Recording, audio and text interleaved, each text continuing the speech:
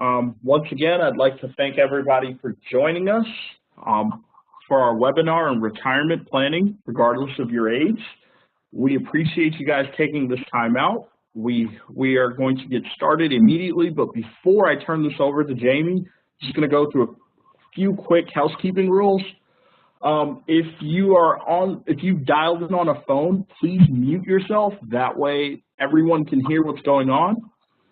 Also, the slides will be available immediately following the presentation if you email us at webinars@lgfcu.org.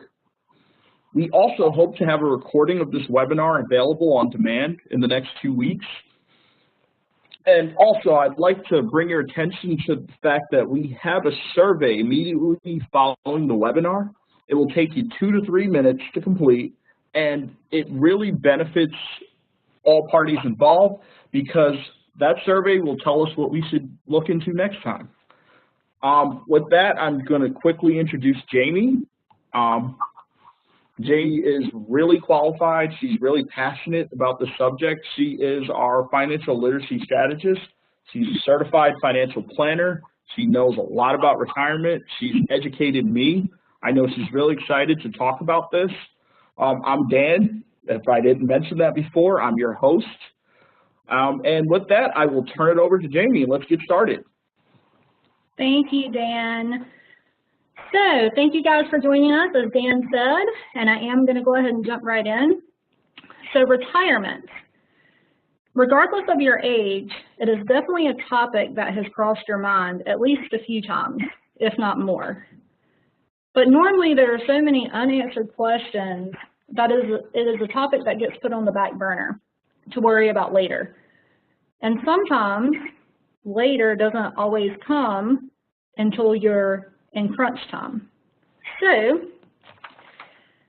I would like to share some statistics that results from retirement being put on the back burner and people continuously thinking that they have plenty of time to address the matter.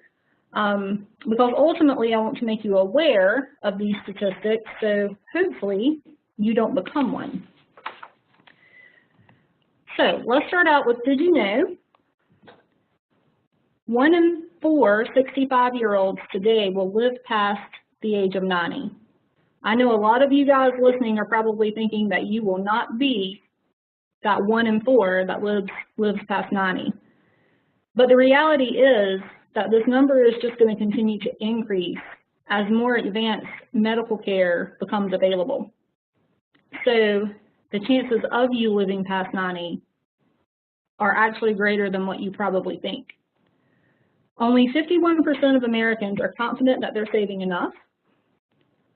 More than 1/3 of Americans expect to work in retirement.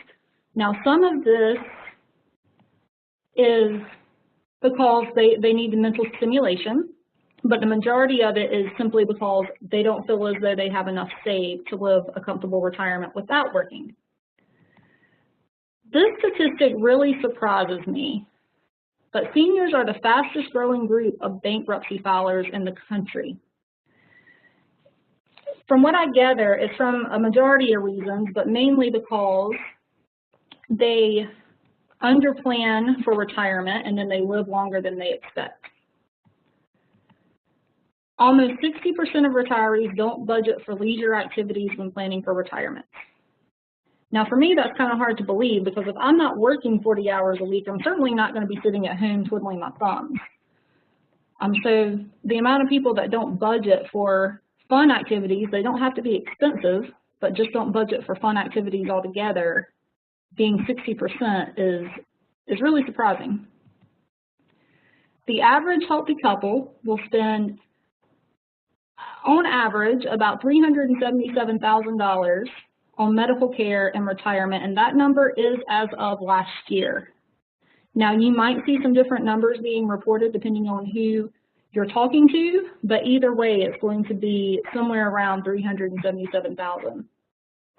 That number does not include long-term care, and that number is also going to continue rising as life expectancies continue to rise and as healthcare becomes more expensive.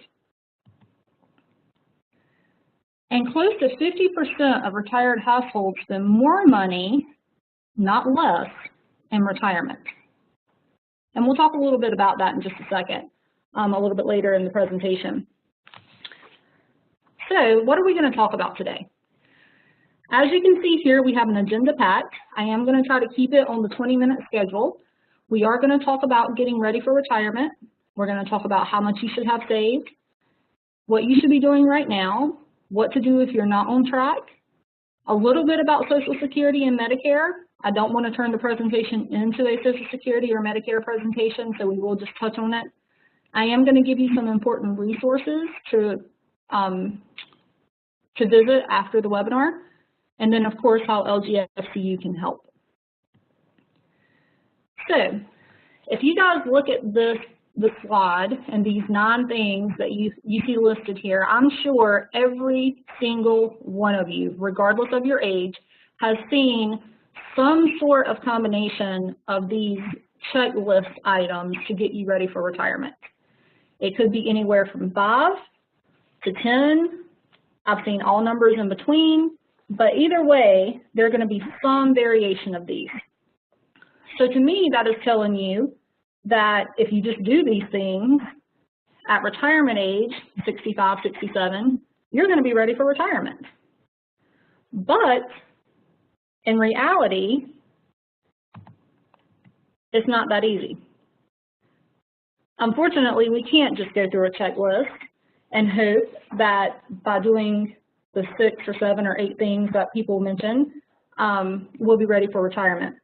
The way that I look at those lists is it's like a recipe list, and that's all they give you is the ingredients. They don't give you the amounts, they don't give you the instructions. So if you're like me and you're not a baker or a cook, you're sitting there looking at these ingredients, spending more time trying to figure out if you're going to be baking a cake, brownies, or cookies than actually acting upon it and trying to solve the problem of how am I going to get to retirement. So then as a result, just nothing gets done. So let's talk about how much you should have saved.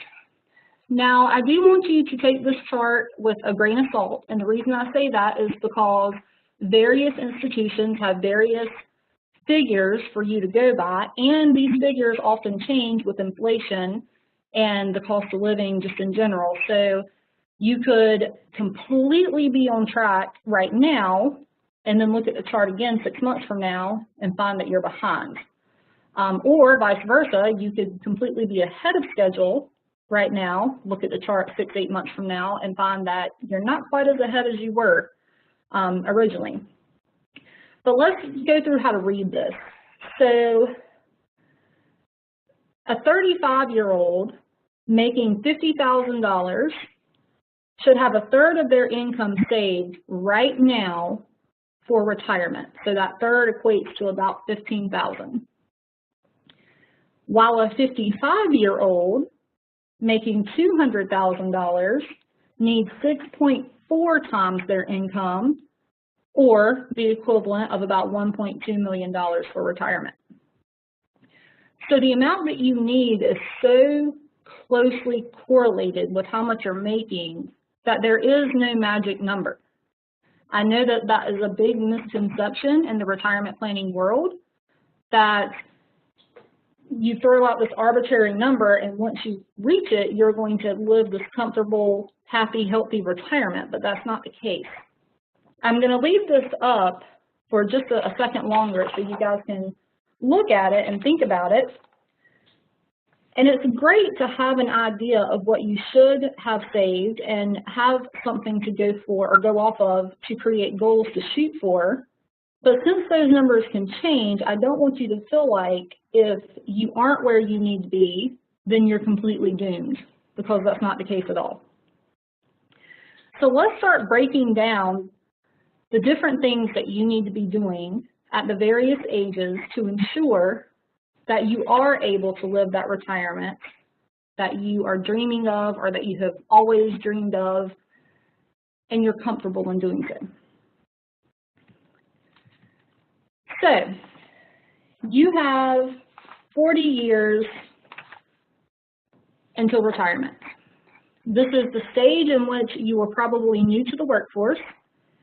You're probably thinking about or have already gotten married, possibly buying a house, and starting to plan for a family of some sort. So what do you need to be doing?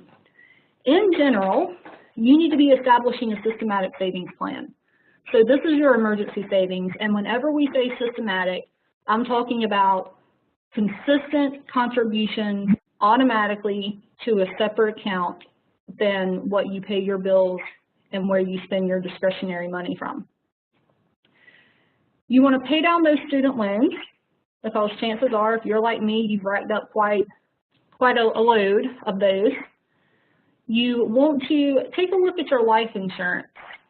And with term and whole life being the two most popular, depending on your needs, that will probably be one of the two, if not both, that you purchase. And then you want to start contributing to that 401k. Now, most of you might have a pension of some sort that you'll be getting from your employer. Others of you don't. So what do you start contributing?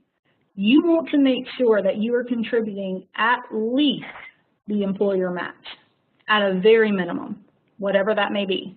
If you can do more, that is fantastic. The rule of thumb is between you and your employer's match, you're contributing around 15% to a 401k starting out. So depending on what that match is will depend on how much you would need to contribute to get to that 15%. But again, that's just a rule of thumb. So now let's talk about 10 years has passed. So you've got 30 years to go. This is the time in your life where you're becoming established in your career. You probably might have switched jobs a couple of times, but you're now really figuring out possibly, what you want to be doing from now leading up to retirement. You may have decided you wanted to start a family or not. You could possibly be thinking about purchasing a bigger house or moving to a different location from where that starter home was. So the things that you need to be thinking about in this phase of life is focusing on asset growth. So essentially, continuing to make sure that you're creating that systematic savings plan, and you're continuing to add to it incrementally as your salary increases. It also is a good time to think about opening an IRA or a Roth IRA, depending on what your situation is and what your income is, as far as what you will be able, which one you'll be able to contribute to. Purchasing disability insurance is a huge, huge thing for you to be looking at. And let me tell you why. A lot of you guys probably have a policy through work, so you feel as though that one policy is going to be fine if you were to ever experience a real disability. But don't bank on that policy being enough for you to live off of. While it might be a good policy, there still could be some gaps in income coverage. So you really want to take a look at your individual needs and determine if a personal disability insurance policy is appropriate for you. And just another cool statistic, because I really like them, according to the Social Security Administration, in 2017, there was 2.1 million applications for disability, but only 35% of those got approved. So the importance of you having your own policy is just that much higher. And then you want to be increasing your 401k and your IRA contributions according to your salary increases. So ideally, you would be increasing your contributions at a minimum of 1 to 2% a year at this point, possibly more, depending on what your salary is. Because ultimately, you want to get to a point where you're able to max out those contributions for the given year, whatever the IRS happens to set. So we're going to fast forward, and now we're at 20 years to go. At this phase in your life, you're probably pretty established in your career. You're probably not changing jobs as much, and you probably won't be changing positions as much as you were leading up to this phase of your life. And even depending on what you decided to do about a family and getting married, you could possibly be considering downsizing because your children are off to college or out on their own or whatever the case. So here's the things that you need to be focusing on with 20 years to go.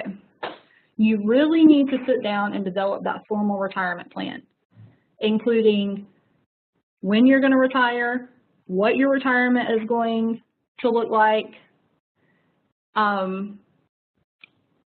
what the backup plan is going to be if something major were to happen. You want to also establish a plan to get that debt paid off, so house, cars, credit cards.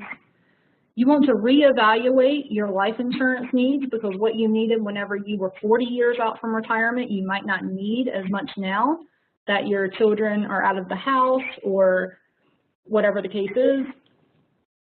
And this is really where you want to increase those 401k contributions to the point that you are as close to maxing out as possible for the given year.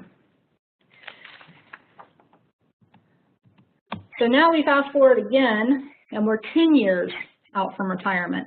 And let's be honest, guys, this is the time that you want to be coasting. You don't want to be thinking about changing jobs. You don't want to be thinking about buying houses. You don't necessarily want to have a whole lot of debt hanging over your head. So here is the suggestions for 10 years out, what you should be thinking about and what you should be doing. You should nail down that exact date of retirement. You should reevaluate the plan that you created 10 years ago to make sure that you're still on track to meet your goals. And this is when you need to explore long-term care insurance. We'll talk a little bit more about that, but long-term care insurance is inevitably probably one of the biggest parts of a retirement plan, or a successful one anyway. According to a 2005 study from caregiver.org, 8.1 million people will receive some form of long-term care annually. This includes home health care, this includes nursing homes, this includes hospice, residential care communities, adult day service centers, or adult daycare.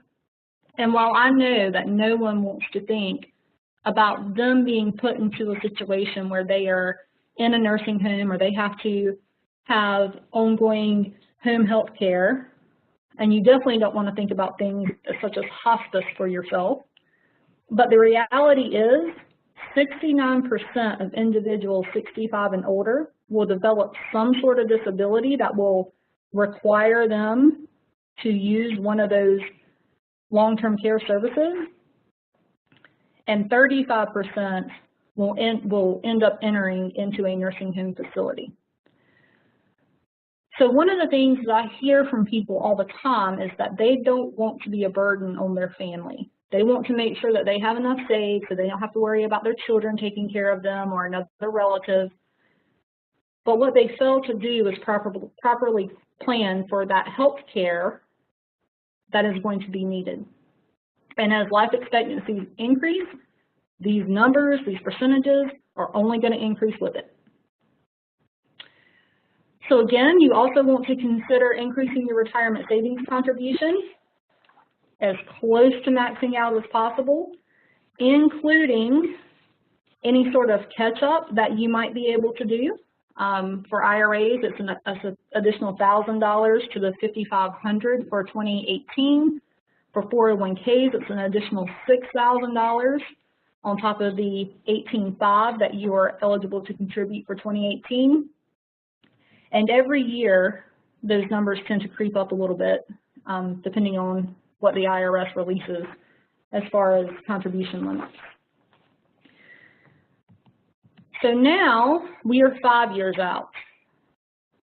The anticipation and the excitement is building up. You've worked for 35 plus years.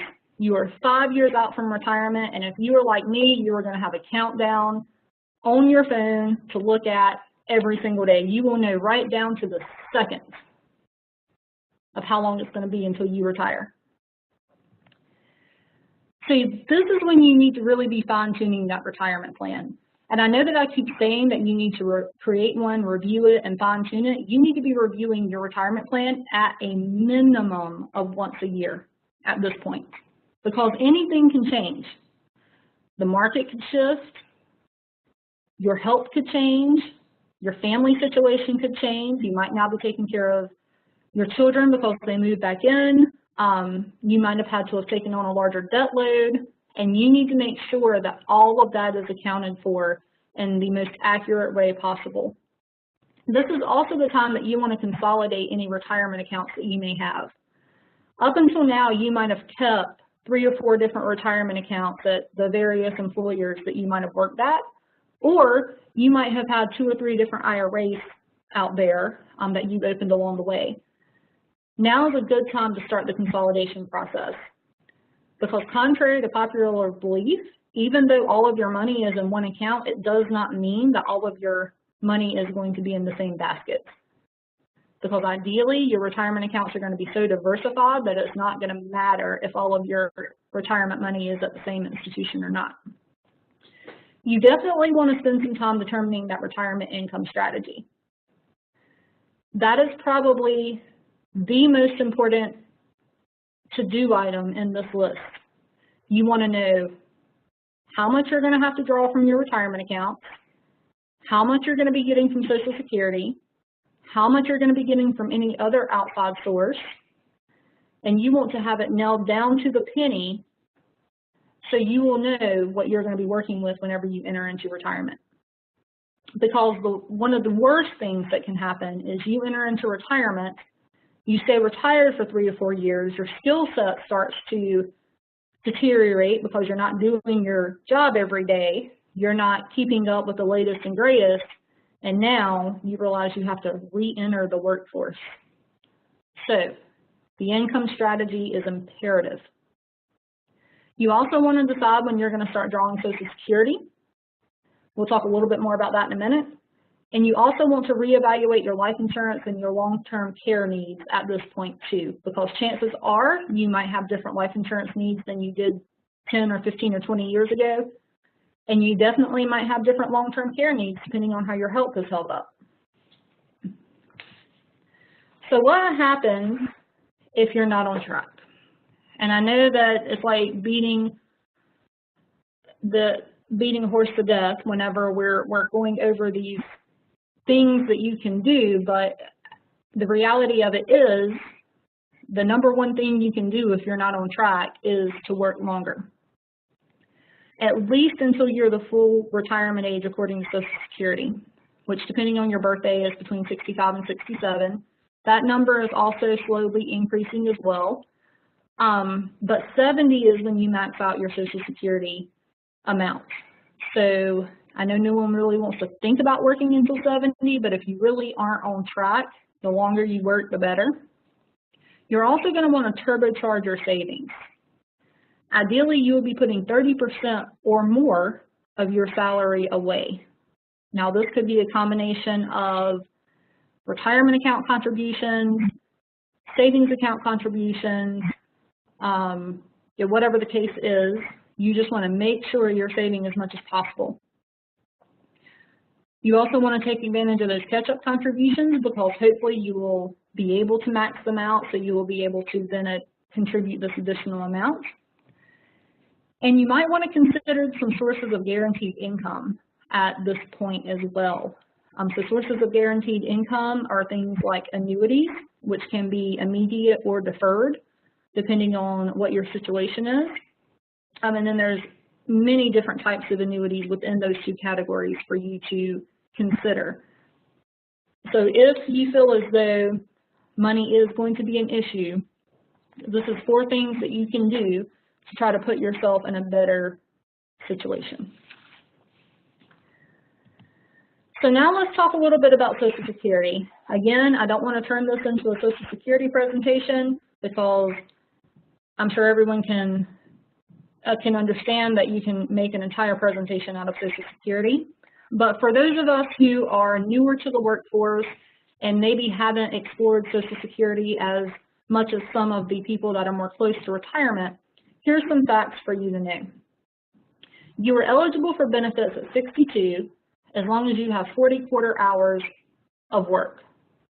However, at 62, if you draw your Social Security, you're going to take a permanent reduced amount.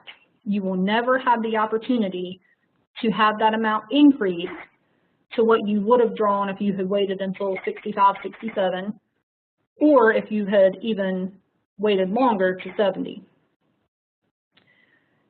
At age 70, benefits stop accruing. You're getting your highest payout. It does not matter if you work 20 more years past 70. At 70, they're going to stop calculating your benefits. So if you haven't drawn Social Security by then, you have got absolutely no benefit coming your way by continuing to wait. Normal retirement age, as it stands right now, is between 65 and 67, depending on your birth date. Again, that number is fluctuating, closer to the higher end of 67, whereas for some of our older participants, it is closer to the 65 age range. You also can review your annual Social Security statement to determine how much you will need to save in your personal retirement accounts, because your annual Social Security statement will give you an idea based on your current work history how much you can expect to draw from Social Security in retirement.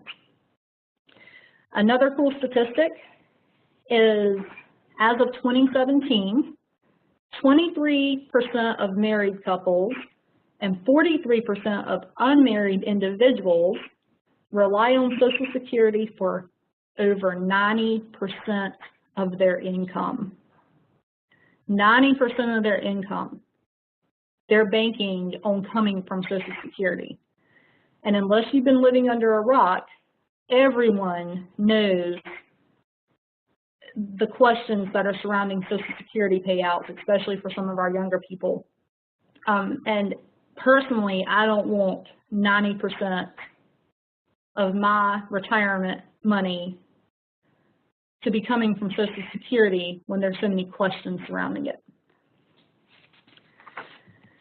So how are your Social Security benefits calculated? It is not as easy as a three-step equation like I have here, the 3 bullet points. It is actually quite complicated, but I tried to simplify it as much as I could. It is based off of your lifetime earnings adjusted for inflation. So what they do is they take the 35 years in which you earn the most, which most people would assume that would be your last 35 years of working, and they calculate your average index monthly earnings. So if you have any years during that 35-year period that is counted, that is at 0 or is less than what you had made in your years previous, that is going to affect the amount of your average index monthly earnings. So they take the sum of those 35 years, your highest 35 years, they divide it by 420, which is 35 times 12. It gives them your AIME, and then based on that, a predetermined formula is then applied to arrive at your primary insurance amount, which is your monthly Social Security benefit payout amount. So how can you change your payout, your benefit amount? Well, you can choose to get benefits before your full retirement age. That's going to decrease it. You can also receive the cost of living benefit increases starting the year you turn 62. Whether you are or are not taking Social Security, you automatically accrue those. Or you can delay your retirement past your full retirement age. That's really the only 3 things that you can do to affect what your payout amount is going to be every month. So now let's talk a little bit about Medicare, because behind Social Security, Medicare is probably the second most important part of someone's retirement plan. And again, I don't want to turn this into a Medicare conversation, but these are 4 important points that I feel like everyone should know.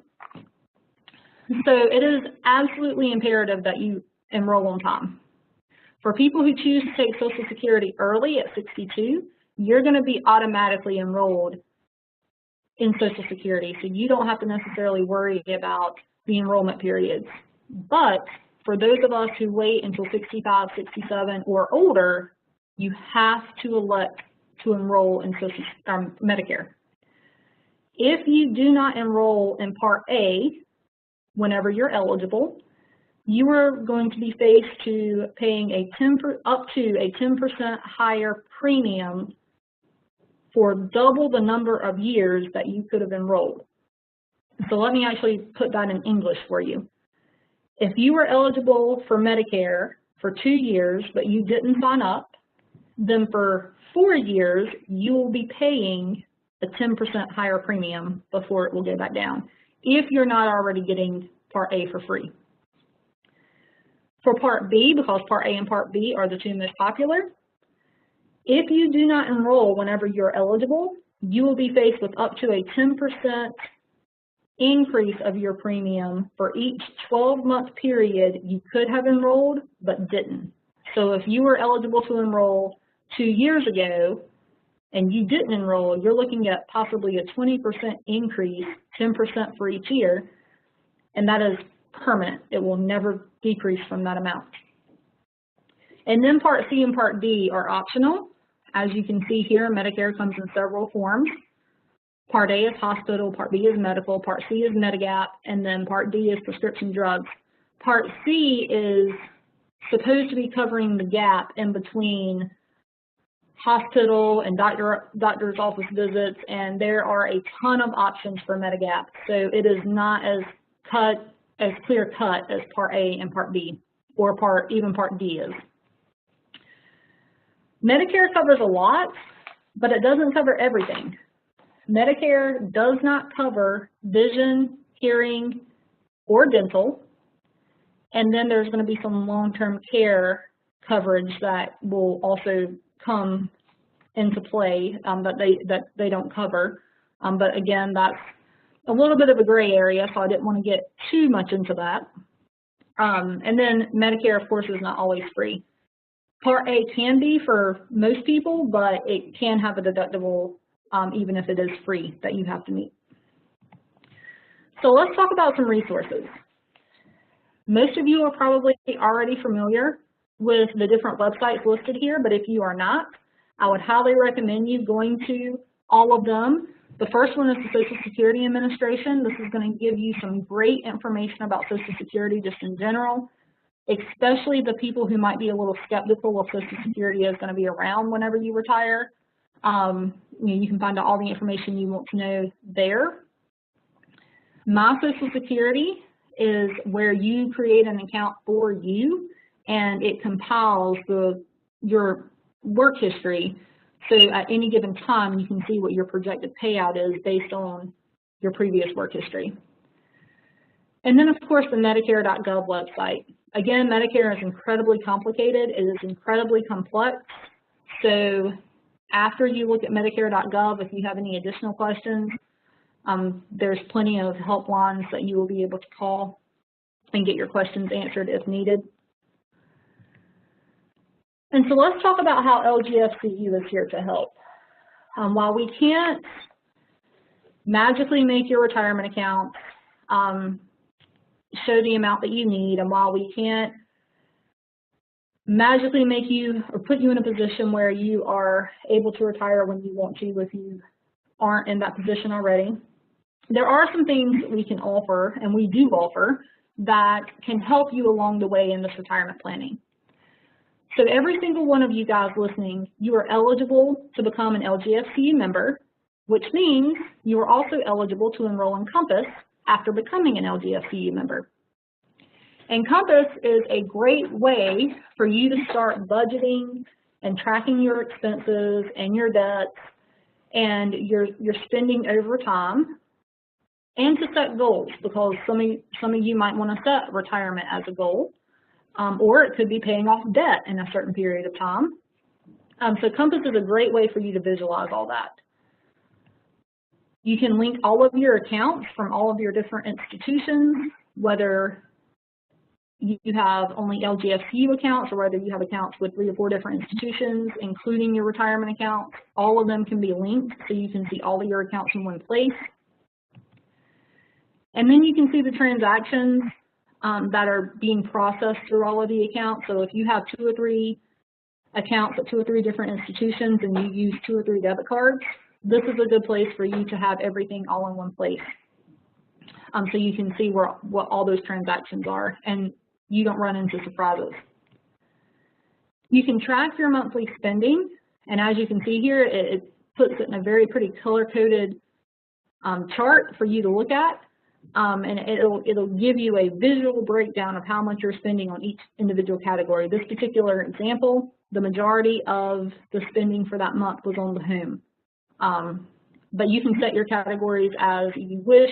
They will predetermine based on your spending, but you can always go in and change them as necessary. And you can also create budgets. So for you guys who know that you need to start spending more wisely so you can start saving more for retirement, starting with budgets is probably going to be your biggest benefit. And having this visual to show you where you're at with all of your budgets is always a big help. So you can check it at any point, either on the desktop or on the mobile app, and see where you are at any given point in time during the month. And then also, if you just feel like you are in over your head with debt and spending and you just don't know where to start, even for retirement planning, if you are a member of LGFCU, we offer financial counseling at our local branches. So you're able to go in and talk to an accredited financial counselor, and they will take a look at your overall situation, including but not limited to your spending, your debt load, what your future financial goals will be. And keep in mind, guys, that depending on where you're at in the spectrum of planning for retirement that we've talked about, your needs are going to be different. But our financial counselors are going to be here to help walk you through every step of the way. You also have, to your ability to print out, 2 different check sheets or 2 different handouts that we're making available. This is LGFCU's retirement checklist, so going back to the list of 3 to 5 to 10 things that institutions come out with that you need to be doing to prepare for retirement. You can print this out from the webinar. I think the link for the invite, you will be able to go in and print this out. You might need a password, and the password is all lowercase, retirement. So you have this one available to you, and you also have the 4 challenges during retirement available to you. This is really going to go through the 4 biggest challenges that retirees face, and at a very minimum, it will make you aware of things to consider as you are making these retirement plans and as you are working towards retirement. So all in all, slow and steady wins the race. This is probably one of my favorite graphics when it comes to retirement, because you can't start whenever you are 40 or 45 years old and get to a position, or the average person can't do this anyway, and get to a position where you're going to be able to live a comfortable retirement. You need to start as soon as you enter in the workforce and have a continuous, systematic plan in place from day 1 to the very last day that you work.